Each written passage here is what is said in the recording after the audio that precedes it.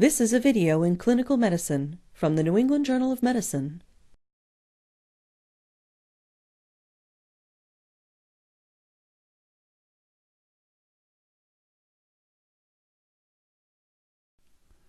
This video will demonstrate arterial line placement in the radial artery using two of the many techniques available for arterial line placement, an over-the-wire technique and an over-the-needle technique.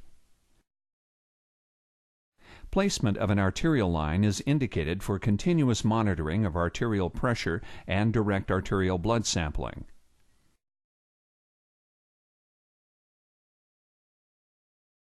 The radial pulse is palpated between the distal radius and the flexor carpi radialis tendon.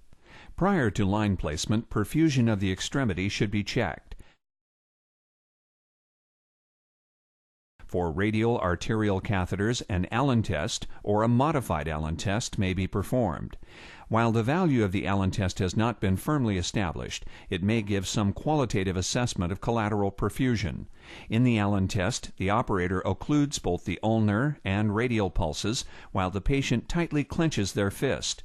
The hand is then opened and pressure on the ulnar artery is released. Circulation should return to the extremity within 5 seconds, with delayed return suggesting poor collateral circulation. The test should then be performed on the radial artery circulation in the same manner. Other contraindications include coagulopathy, advanced atherosclerosis, Raynaud's phenomenon, or thromboangiitis obliterans. For both procedures, similar equipment will be used: material for a sterile prep and a sterile field, a needle, catheter and wire, 1% lidocaine, a 25-gauge needle and 1 cc syringe, a larger bore needle or scalpel, suture and needle driver, and a wrist board or roll. Prior to sterile field preparation, position the wrist. By positioning the wrist in dorsiflexion, the radial artery is brought in closer approximation to the skin. This can be instrumental to the success of the procedure. Proper positioning can be maintained by placing a roll of gauze under the wrist or by using a specially designed arm board and securing the arm with tape.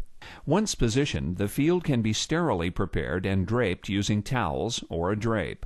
As with all invasive procedures, meticulous care should be taken to minimize the risk of infection.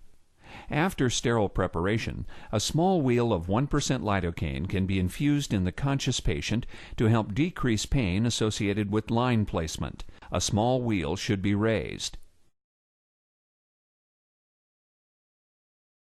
In the over-the-wire technique, the catheter and needle assembly are checked first to make sure the catheter glides easily. The assembly is then advanced toward the artery at a 30 to 45 degree angle. When blood return is noted, that catheter is then advanced through the vessel and the needle is removed. The wire is prepared and the catheter is slowly withdrawn until pulsatile blood flow is observed. The wire can then be advanced into the vessel. Once the wire is in the vessel, the catheter can be advanced. While holding pressure on the artery distal to the catheter, the wire can be removed and the catheter can be connected to the transducer system.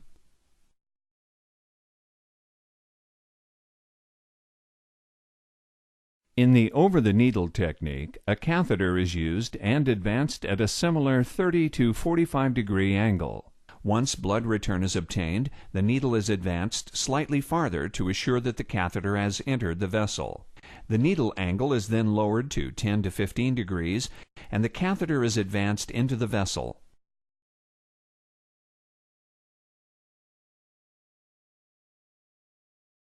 Proximal pressure is applied to the artery, and the needle can then be removed and the catheter can be connected to the transducer system. Regardless of the technique used to place the catheter, great care should be taken to make sure it stays in place. Although there are ways to secure the catheter with adhesive tape, the best way to secure the catheter is by suturing it in place. A moderate diameter, non-absorbable suture material, such as silk or nylon, should be used.